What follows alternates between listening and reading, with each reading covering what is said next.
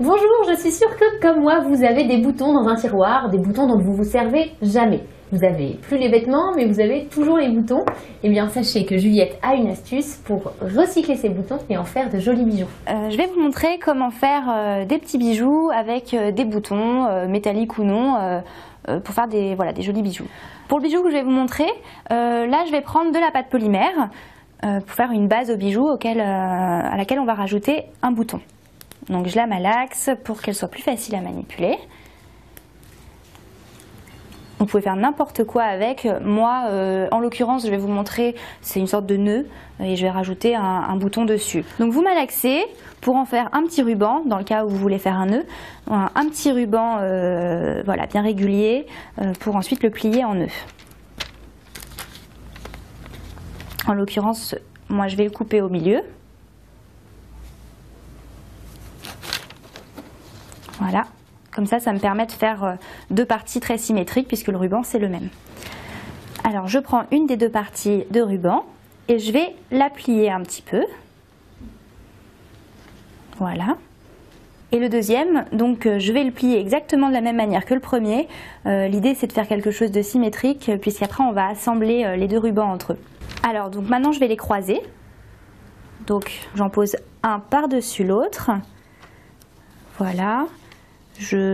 Après, pour rendre un aspect joli, moi, je travaille un petit peu ma petite pâte après. Voilà. Et les petits bouts qui dépassent, je vais les découper un petit peu pour que ça soit bien régulier.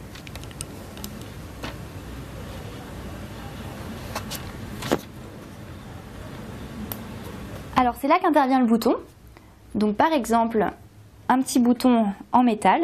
En l'occurrence, le métal, ça passe au four. Ne pas prendre un bouton en plastique pour ce genre de préparation.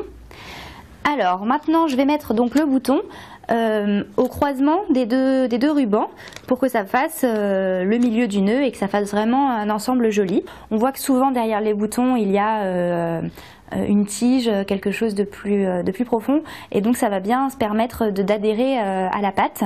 Et j'appuie pour que ça s'enfonce bien au milieu du nœud dans la pâte. Alors voilà, donc le bouton maintenant est mis, suivant l'aspect du bouton, bien faire attention qu'il soit bien droit, suivant ce que vous voulez faire. Il n'y a pas besoin de le coller plus, puisqu'ensuite on le met au four et ça reste collé, ça reste bien incorporé dedans, ça va durcir et il n'y a pas de problème. Donc avant de le passer au four, puisque l'idée c'est d'en faire un bijou, donc un pendentif en l'occurrence, on prend une petite tige en métal qu'on trouve dans les magasins de création, une tige avec un petit bout arrondi, et il va s'agir de l'enfoncer dans la pâte pour ensuite pouvoir mettre un petit anneau et le transformer en pendentif. Donc là je prends la tige, je vais en couper un bon morceau puisque j'en ai pas besoin de beaucoup. L'idée c'est que ça s'enfonce dans le bijou, donc un petit peu pour que ça prenne bien. Donc j'enfonce la tige de manière à laisser le petit anneau sortir de la préparation. J'enfonce la tige bien au milieu.